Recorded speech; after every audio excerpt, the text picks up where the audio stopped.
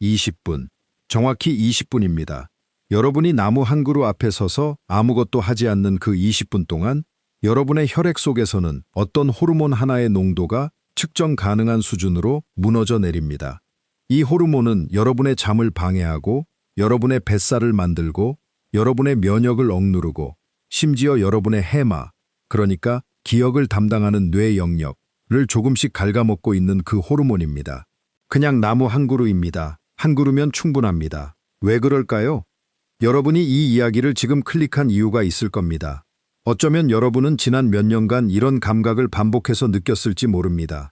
아침에 눈을 뜨는데 이유 없이 몸이 굳어있는 감각, 잠을 8시간 자고도 피곤한 감각, 별일 아닌 일에 심장이 뛰는 감각, 여러분의 몸이 어딘가에서 이미 알람을 울리고 있는데 그 알람의 정체가 정확히 무엇인지 모르는 그 답답함, 그 알람의 이름이 오늘 이야기의 주인공입니다. 코르티솔. 그리고 저는 여러분에게 이 호르몬이 왜 나무 앞에서 그토록 빠르게 무너지는지 그 메커니즘을 첫 번째 원리부터 짚어드리려 합니다. 그런데 먼저 이 이상한 사실 하나를 여러분의 마음속에 남겨두고 시작합시다. 미시간 대학의 메리 캐롤 헌터라는 인지신경과학자가 2019년에 발표한 논문이 있습니다. 그녀는 아주 단순한 실험을 했습니다. 참가자들에게 하루 중 아무 때나 아무 자연 공간에서 아무 방식으로든 시간을 보내라고 했습니다. 스마트폰과 대화와 운동은 금지했습니다. 그리고 8주 동안 그들의 침 속 코르티솔을 반복해서 측정했습니다. 결과는 이랬습니다. 코르티솔이 가장 크게 떨어지는 지점, 그러니까 자연 노출의 효율이 정점에 이르는 지점, 이 정확히 20분에서 30분 사이에 있었습니다. 그 이후로는 곡선이 완만해졌습니다. 이 논문의 제목이 뭐였을까요? 자연의 약이었습니다. 그리고 처방전은 20분이었습니다. 이 답은 뒤에서 여러분 몸속에 아주 구체적인 축 하나를 열어봤을 때 드러납니다. 3가지를 약속하겠습니다. 여러분은 오늘 코르티솔이 정확히 어떻게 몸속에서 만들어지고 어떻게 흐르고 어떻게 사라지는지 알게 될 겁니다. 여러분은 왜 나무 앞에서 이 사이클이 다른 어떤 환경에서보다도 빠르게 붕괴하는지 3층의 이유를 함께 보게 될 겁니다.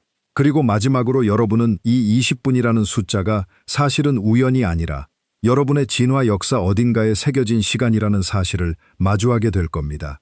먼저 코르티솔이라는 게 도대체 무엇인지부터 이야기해야겠습니다. 이 이름을 여러분이 어디선가 들어보셨을 겁니다. 흔히 스트레스 호르몬이라고 부르죠. 그런데 이 흔한 이름 자체가 오해를 낳습니다. 코르티솔은 스트레스 상황에서만 나오는 특별한 호르몬이 아닙니다. 코르티솔은 여러분의 몸이 매일, 매 순간 어떤 리듬을 유지하기 위해 항상 분비하고 있는 기본 호르몬입니다. 여러분이 아침에 눈을 뜰 수 있는 이유는 대체로 코르티솔 덕분입니다. 이걸 코르티솔 각성 반응이라고 부르는데 이 파도가 여러분의 혈당을 올리고 여러분의 심박수를 정상 활동 수준으로 끌어올리고 여러분의 뇌를 켜는 겁니다. 즉, 코르티솔이 없으면 여러분은 아침에 침대에서 일어날 수조차 없습니다. 그렇다면 왜 이 호르몬이 문제가 되는 걸까요? 문제는 농도가 아니라 리듬에 있습니다. 건강한 사람의 코르티솔 곡선은 이렇게 생겼습니다. 이른 아침 최고치, 오전 동안 완만한 하강. 그런데 현대의 만성 스트레스 상황에서 이 곡선이 무너집니다. 아침에 충분히 올라가지 못하거나 저녁에 충분히 내려가지 못하거나 하루 종일 어중간하게 높은 수준을 유지하거나 문제는 이 어중간하게 높은 상태입니다. 이걸 우리는 코르티솔의 만성적 상승이라고 부릅니다. 그리고 이 상태가 여러분의 몸에서 조용히 하고 있는 일들의 목록은 놀랍도록 깁니다. 만성적으로 상승한 코르티솔은 여러분의 복부의 지방을 축적시킵니다. 왜냐하면 만성적 코르티솔은 여러분의 근육 단백질을 분해합니다. 응급 에너지를 위해서죠. 이건 여러분이 나이 들수록 근육이 빠지는 속도를 가속화합니다. 만성적 코르티솔은 여러분의 위산 분비를 줄이고 소화를 억제합니다. 이건 만성 소화불량과 위장 장애의 원인이 됩니다. 만성적 코르티솔은 여러분의 면역세포 활성을 억제합니다. 특히 지난 이야기에서 다뤘던 NK세포 같은 세포들이 그렇습니다. 왜냐하면 코르티솔과 성호르몬은 같은 원료 물질에서 만들어지기 때문입니다. 몸이 코르티솔을 우선순위에 두면 성호르몬은 뒷전이 됩니다. 그런데 이 목록에서 가장 무서운 건 다른 것입니다. 만성적 코르티솔은 여러분의 뇌를 재구성합니다. 특히 해마라는 부위. 여러분의 새 기억이 만들어지고 저장되는 그 영역 말입니다. 몬트리올 맥길 대학의 소니아 루피앙 교수팀이 오래전부터 이걸 연구해 왔죠. 그녀의 팀은 만성적으로 높은 코르티솔에 노출된 노인들의 해마 부피가 유의미하게 작다는 것을, 그리고 이 해마 위축은 기억력 저하와 상관관계가 있었습니다. 즉, 여러분의 만성 스트레스가 여러분의 기억을 문자 그대로 지워가고 있을 가능성이 있다는 뜻입니다. 노화라는 자연스러운 과정처럼 보이는 인지 저하 중 상당 부분이 사실은 코르티솔이라는 이 하나의 분자에 의해 촉진되고 있다는 겁니다. 여기까지 오면 여러분은 이제 왜 이 호르몬을 잡는 것이 중요한지 이해하실 겁니다. 여러분이 흔히 듣는 조언들, 명상하세요, 요가하세요, 심호흡하세요, 잘 자세요, 이 모든 것들이 코르티솔을 낮춘다는 건 사실입니다. 하지만 낮추는 속도와 크기가 다릅니다. 여기서 나무의 이야기가 다시 등장합니다. 지바대학의 미야자키 요시우미 교수와 규슈대학의 팀은 2010년에 일본 24개 산림 지역에서 대규모 필드 실험을 진행했습니다. 참가자 280명 이상, 각 지역에서 참가자들은 대조군은 도시 환경에서 같은 시간을 보냈습니다. 결과는 유의미했습니다. 산림 환경에서 참가자들의 코르티솔은 도시 환경 대조군에 비해 평균 12에서 15% 낮게 나왔습니다. 그리고 이 감소는 침 샘플로 측정된 것입니다. 즉, 혈액이 아닌 침에서. 이게 왜 중요하냐면 침 속 코르티솔은 몸속의 자유로운 코르티솔, 그러니까 실제로 세포들에게 작용하고 있는 활성 코르티솔을 반영하기 때문입니다. 도시에서도 앉아 있으면 낮아지지 않는가? 여기서 미야자키의 실험이 흥미로워집니다. 도시 대조군도 앉아서 시간을 보냈습니다. 그런데 코르티솔의 감소폭이 산림 환경에서 훨씬 컸습니다. 그리고 감소 속도도 달랐습니다. 산림에서는 첫 20분 안에 대부분의 감소가 일어났고 그 뒤로는 완만해졌습니다. 도시에서는 이런 급격한 초반 감소가 없었습니다. 뭔가가 나무 앞에서는 더 빠르게, 더 깊게 일어나고 있었던 겁니다. HPA축이라는 겁니다. 시상하부 뇌하수체 부신축.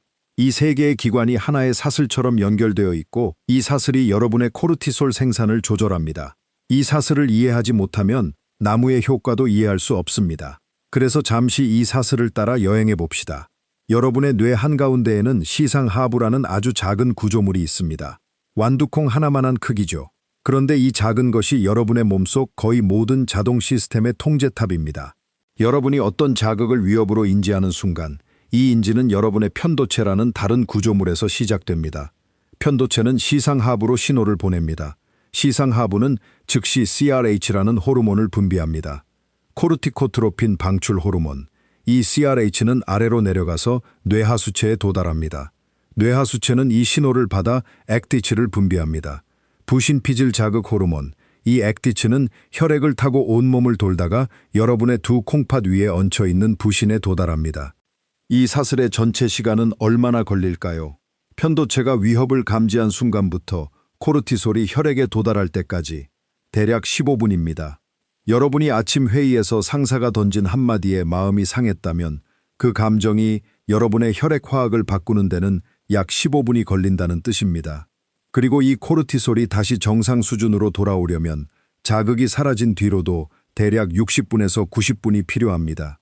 이게 정상적인 스트레스 반응의 시간 구조입니다. 여러분이 하루 종일 스마트폰을 열 때마다, 이메일이 도착할 때마다, 뉴스를 확인할 때마다 여러분의 편도체는 미세하게 활성화됩니다. 그리고 그때마다 이 사슬이 다시 켜집니다. 결과적으로 여러분의 혈액 속 코르티솔은 하루 종일 어중간하게 높은 수준을 유지하게 됩니다. 이게 현대인의 만성 스트레스 상태의 생화학적 실체입니다. 그렇다면 이 사슬을 어떻게 끌 수 있을까요? 여기서 우리는 아주 흥미로운 사실 하나를 발견합니다. HPA축은 두 개의 반대 시스템이, 하나는 켜는 시스템, 하나는 끄는 시스템. 그리고 이 끄는 시스템의 핵심 부위가 어디에 있는지 아십니까? 여러분 뇌의 전전두엽입니다. 정확히 말하면 내측 전전두엽. 이 부위는 편도체로부터 오는 위험 신호를 억제하는 브레이크입니다. 여러분이 마음을 진정시킬 때, 자신에게 괜찮아, 별일 아니야 라고 말할 때 이 부위가 활성화되어 편도체를 조용히 시킵니다. 그런데 여기서 이상한 발견이 있습니다. 스탠퍼드 대학의 그레고리 브레트먼 교수가 2015년에 미국 국립과학원 회보에 발표한 논문이 이겁니다. 그는 참가자들에게 90분 동안 자연지역을 걷게 하고 다른 그룹에는 도시지역을 걷게 했습니다. 그리고 걷기 전후로 그들의 뇌를 fMRI로 스캔했습니다. 그가 특별히 주목한 뇌 영역이 있었습니다. 스라 전전두엽 피질이라는 부위. 이 부위는 반추적 사고, 그러니까 부정적 생각을 계속 되씹는 정신적 활동과 관련이 있습니다.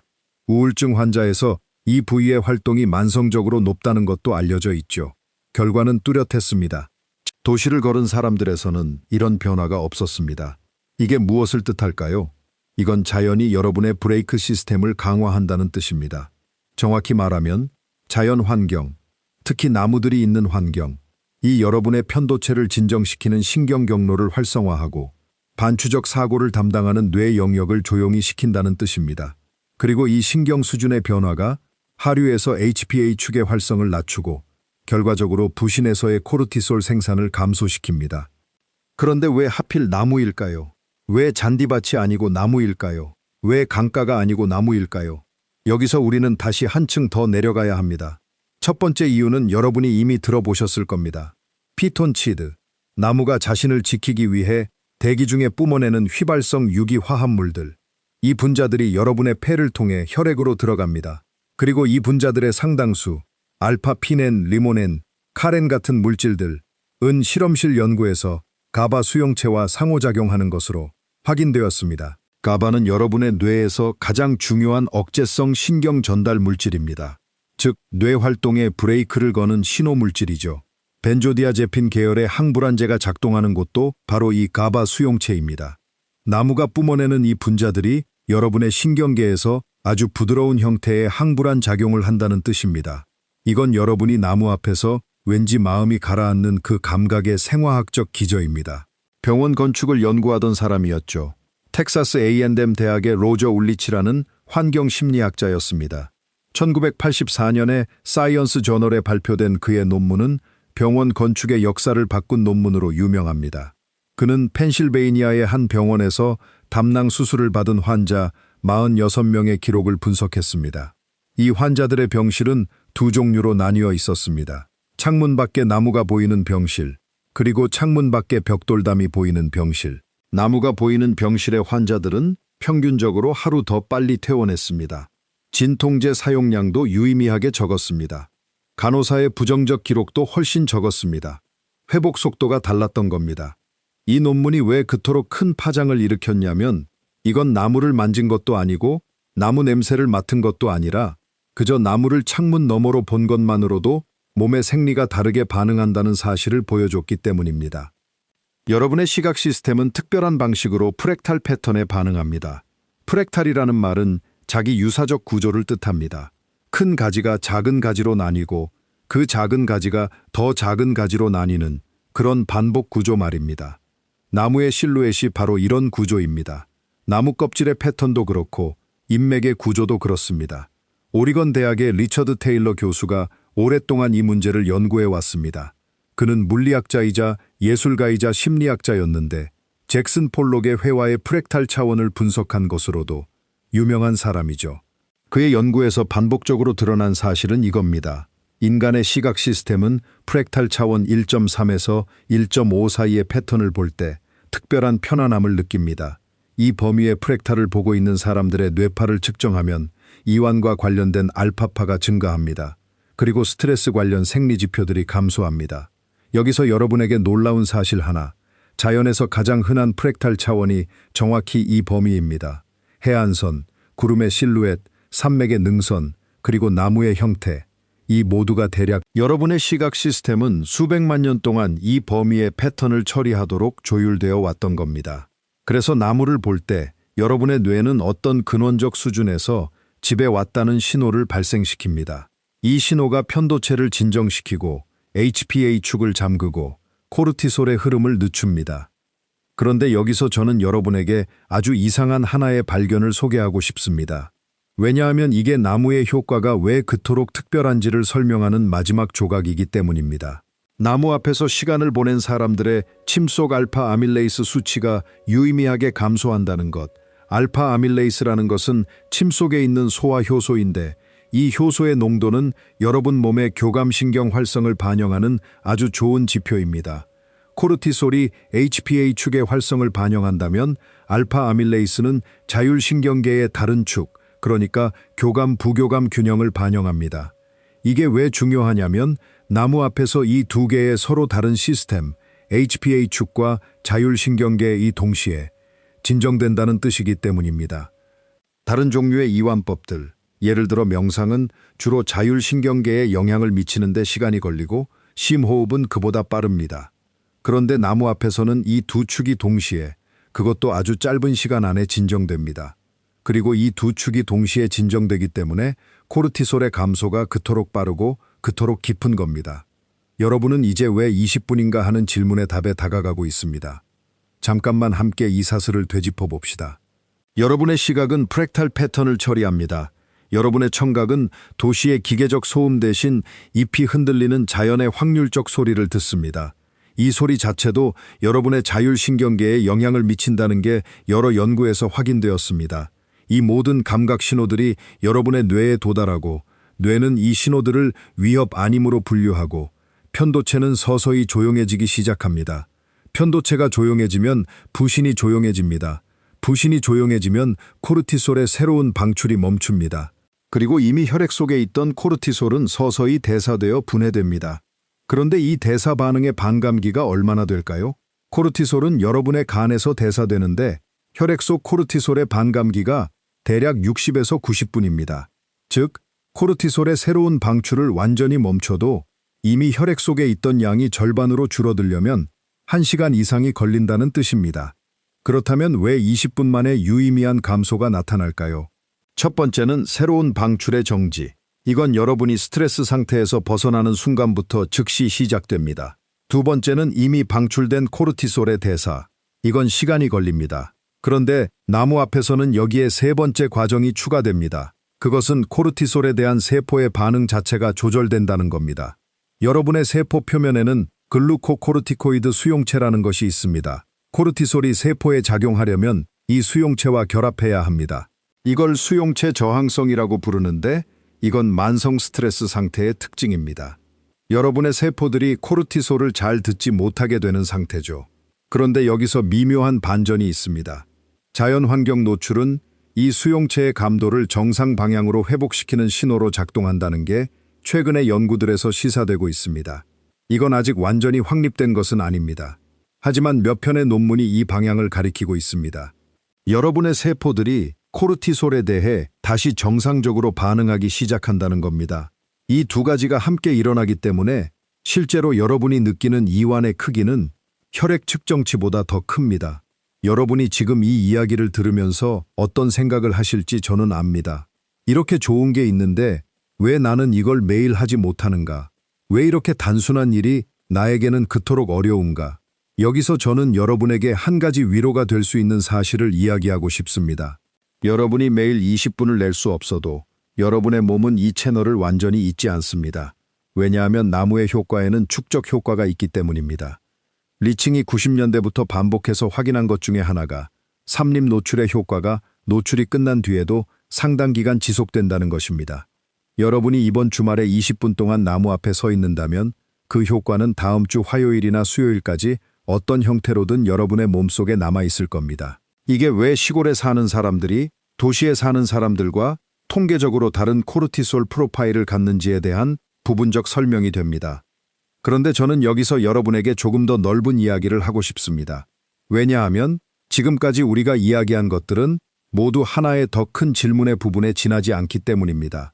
여러분의 몸이 왜 이렇게 특정한 방식으로 나무에 반응하도록 조율되어 있는가? 왜 이 반응은 이토록 빠른가? 왜 이 반응은 이토록 강력한가? 여러분의 조상들, 여러분이 지금 어디에서 이 이야기를 듣고 있든 여러분의 유전자를 지금까지 이어온 그 조상들, 은 존재해온 시간의 99.99%를 자연 속에서 보냈습니다. 도시라는 것은 대략 10,000년 전에 처음 등장했고 산업화된 도시는 200년밖에 되지 않았습니다. 여러분의 몸의 스트레스 반응 시스템, HPA축과 자율신경계, 은 200만 년 전에 만들어져서 지난 200년 동안 거의 변하지 않았습니다. 그리고 여러분의 조상들의 스트레스는 어땠을까요? 그들의 스트레스는 급성이었습니다. 사자가 나타났다. 도망친다. 사자가 사라졌다. 스트레스 종료.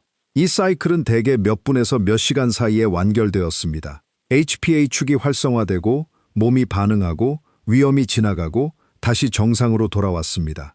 이 사이클을 완결시키는데 결정적인 역할을 한 환경이 뭐였을까요? 위험이 지나간 뒤에 여러분의 조상이 앉거나 눕거나 잠들었던 그 환경. 즉 여러분의 HPA 축을 끄는 신호가 진화적으로 코딩된 환경 자체가 바로 나무 곁이었던 겁니다. 이건 은유가 아닙니다. 여러분의 신경계는 진화적 시간에 걸쳐 아주 구체적인 환경 신호와 아주 구체적인 신경 반응을 연결시켰습니다. 나무 곁의 시각적 신호, 후각적 신호, 청각적 신호가 여러분의 뇌에 도달할 때 여러분의 뇌는 아주 오래된 안전 신호를 인식합니다. 위험이 지나갔다. 이제 회복할 시간이다. 이 신호가 편도체를 조용히 시키고 멈춥니다. 그리고 20분이라는 시간. 이 시간이 왜 특별한가? 저는 여러분에게 하나의 가설을 이야기하고 싶습니다. 확립된 사실이 아니라 진화 심리학과 생리학 연구자들 사이에서 조심스럽게 논의되는 가설입니다. 여러분의 조상들이 위험이 지나간 뒤에 나무 그늘에서 회복 상태로 완전히 들어가는데 필요했던 시간이 대략 이 정도였을 것이라는 겁니다. 사자로부터 도망친 뒤 20분 정도가 지나야 심박수가 완전히 안정되고 호흡이 정상화되고 몸이 새로 이 20분은 진화적으로 우리 몸에 각인된 회복 시간의 단위일지도 모릅니다. 그리고 메리 캐롤 헌터가 우연히 발견한 그 20분이라는 임계점은 사실은 우연이 아니라 이 아주 오래된 시간의 잔영일지도 모릅니다. 이 이야기가 흥미로운 이유는 여러분이 도시의 아파트에 살면서도 이 진화적 시스템을 완전히 잃어버리지 않았다는 사실 때문입니다. 여러분의 뇌는 여전히 나무의 신호를 인식할 준비가 되어 있습니다. 이 시스템 전체가 그저 조용히 잠들어 있을 뿐입니다. 여러분이 20분 동안 나무 앞에 서면 이 시스템이 깨어납니다. 오래된 회복 사이클이 다시 완결됩니다. 코르티솔이 무너져 내립니다. 그런데 저는 여러분에게 아직 이야기하지 않은 게 하나 있습니다. 그리고 이건 어쩌면 오늘 이야기 중에서 가장 이상한 부분일지도 모릅니다. 여러분이 나무 앞에 서 있는 그 20분 동안 여러분과 나무 사이에서는 아주 미묘한 방식으로 무언가가 교환되고 있습니다. 여러분은 나무가 뿜어낸 분자들을 흡입합니다. 그런데 나무 또한 여러분이 내뿜은 이산화탄소를 흡수합니다. 그리고 여러분이 접촉하는 나무 껍질에는 수천 종의 미생물들이 살고 있는데 이 중 일부는 여러분의 피부로 옮겨옵니다. 여러분의 피부에 있는 미생물 중 일부는 나무 껍질로 옮겨갈 수도 있습니다. 여러분의 체온이 미세하게 나무 표면의 온도에 영향을 주고 나무 표면의 온도가 여러분의 손 피부의 감각에 영향을 줍니다. 이 대사 시스템이 얼마나 오래 유지될까요? 여러분이 나무 곁을 떠나는 순간 대부분은 끝납니다. 하지만 완전히 끝나지는 않습니다. 여러분이 흡입한 분자들은 여러분의 혈액 속에서 몇 시간 동안 계속 순환합니다. 여러분의 피부에 옮겨온 미생물들은 며칠 동안 여러분의 피부에 머물면서 여러분의 피부 마이크로바이옴에 영향을 미칩니다. 여러분의 뇌 속에서 만들어진 신경회로의 변화는 몇 주 동안 지속됩니다. 그리고 여러분의 세포 속에 새겨진 후성 유전학적 표시는 이게 무엇을 뜻할까요? 여러분이 20분 동안 나무 앞에 서 있는 것은 그저 20분간의 이완이 아닙니다. 그것은 여러분의 생리 시스템에 여러 층의 표시를 남기는 사건입니다. 어떤 층은 몇 시간 뒤에 사라지고 어떤 층은 며칠 뒤에 사라지고 어떤 층은 몇 주 뒤에 사라집니다. 그리고 이 모든 층들이 축적되면서 여러분의 몸의 기본 상태 자체가 서서히 재조정됩니다. 여러분의 코르티솔 리듬의 기본 곡선이 조금씩 정상 방향으로 이동합니다. 여러분의 세포들의 코르티솔 수용체 감도가 조금씩 회복됩니다. 이런 축적된 변화의 최종 결과는 무엇일까요? 여러분은 어떤 아침에 눈을 뜨면서 문득 이런 감각을 느끼게 됩니다. 몸이 예전보다 덜 무겁다. 아침에 안개 같은 피로감이 조금 옅어졌다. 하루 종일 심장이 살짝 빠르게 뛰던 그 미묘한 긴장감이 사라졌다. 이유 없이 화가 나던 오후에 그 감정이 덜 자주 온다. 이 변화들은 극적이지 않습니다. 그리고 이 변화들은 여러분의 혈액 속에서 매일 조금씩 무너지고 있는 코르티솔의 그림자입니다. 여러분이 지금 어디에 있든, 여러분의 아파트 창문에서 나무 한 그루가 보이든 보이지 않든 여러분은 이 채널을 다시 열 수 있습니다. 이 채널은 여러분의 유전자 안에 이미 새겨져 있습니다. 여러분이 사용하지 않을 뿐이지 사라진 것은 아닙니다. 여러분이 다시 열기로 결심하는 순간 그것은 여러분에게 반응할 준비가 되어 있습니다. 지금까지 이야기한 것들 중 대부분은 상당한 근거를 갖고 있지만 몇 가지는 아직 확립되지 않은 가설입니다. 나무의 효과가 이토록 빠른 이유에 대한 통합적 설명은 여전히 진행 중입니다. 개별 메커니즘들, 피톤치드의 신경계 작용, 프랙탈 시각의 이완 효과, 자연소리의 부교감 신경 활성화, HPA 축의 진화적 조율은 각각 상당한 근거를 갖고 있지만 이들이 어떻게 통합적으로 20분 안에 코르티솔을 무너뜨리는가 하는 질문은 아직 완전히 풀리지 않았습니다. 파인만이 그랬듯이 우리는 이 현상이 실제한다는 것을 압니다. 서절 반복해서 측정했습니다. 하지만 이 현상의 완전한 그림은 아직 그려지지 않았습니다. 그렇다면 왜 저는 여러분에게 이 이야기를 하는 걸까요? 왜냐하면 여러분이 이 완전한 그림을 기다릴 필요는 없기 때문입니다. 여러분의 몸은 우리가 그 메커니즘을 완전히 이해하기 전부터 이미 이 신호에 반응해왔고 앞으로도 계속 반응할 것이기 때문입니다. 과학이 이 현상을 완전히 설명하기까지 앞으로 20년이 더 걸릴지도 모릅니다. 그동안 여러분은 무엇을 해야 할까요? 저는 여러분이 그저 나가서 시도해 보시길 권합니다. 하루 중 아무 때나 20분을 확보해서 가장 가까운 나무 앞에 가서 서 있거나 앉아 있으시길, 스마트폰은 주머니에, 대화는 하지 않고 그저 나무를 보고 나무 냄새를 맡고 손이 닿는다면 나무 껍질을 손끝으로 느껴보시길, 그리고 여러분의 몸이 무엇을 말하는지 들어보시길. 저는 여러분에게 무엇을 느낄 것이라고 미리 말하고 싶지 않습니다. 어떤 사람은 첫날부터 뚜렷한 이완을 느낄 것이고 어떤 사람은 며칠 뒤에야 미묘한 변화를 알아차릴 것이고 어떤 사람은 몇 주가 걸릴 겁니다. 그것은 여러분의 지금의 코르티솔 프로파일, 여러분의 만성 스트레스 수준, 여러분의 자율신경계 상태에 따라 다릅니다. 하지만 여러분이 이 실험을 4주, 8주, 12주 계속한다면 여러분은 어떤 형태로든 무언가를 알아차리게 될 겁니다. 그리고 그때 여러분은 오늘 이 이야기의 진짜 의미를 이해하게 될 겁니다. 그리고 저는 여러분에게 마지막으로 하나의 조금 다른 시각을 남기고 싶습니다. 여러분이 매일 아침 눈을 뜰 때 여러분의 부신은 그날 하루를 위한 코르티솔의 양을 결정합니다. 이 양은 여러분이 어제 어떻게 살았는가, 어제의 스트레스는 어땠는가, 어제 얼마나 잘 잤는가에 따라 결정됩니다. 그런데 이 결정은 하나의 요소에 의해서도 결정됩니다. 여러분의 몸이 오늘의 세계를 얼마나 위협적으로 예측하는가. 그것은 여러분이 살고 있는 환경이 얼마나 위험한지 판단하고 그 판단에 따라 코르티솔을 방출합니다. 그리고 이 판단은 여러분이 반복적으로 노출되는 환경에 의해 형성됩니다. 여러분이 매일 위협적인 환경에서 살면 여러분의 부신은 매일의 코르티솔 기본 수준을 높게 설정합니다. 여러분이 매일 안전한 환경에서 살면 여러분의 부신은 매일의 코르티솔 기본 수준을 낮게 설정합니다. 이 신호가 반복될 때 여러분의 부신은 여러분의 세계에 대한 예측을 조금씩 수정합니다. 그리고 이 수정된 예측이 다음 날의 코르티솔 기본 수준을 결정합니다. 이렇게 매일 조금씩 여러분의 몸의 기본 상태 자체가 재조정됩니다. 이건 여러분의 몸에게 진실을 다시 가르치는 과정입니다. 여러분의 몸은 도시의 소음과 스마트폰의 알림과 뉴스의 부정성 속에서 세계가 항상 위험하다는 잘못된 진실을 배웠습니다. 여러분의 조상들이 회복했던 그 오래된 그늘은 여전히 여러분에게 열려 있다. 여러분의 부신은 이 진실을 배울 수 있습니다. 그리고 마지막으로 저는 여러분에게 이 질문 하나를 남기고 싶습니다. 답을 하지 않겠습니다. 여러분 각자의 몸이 답할 질문이기 때문입니다.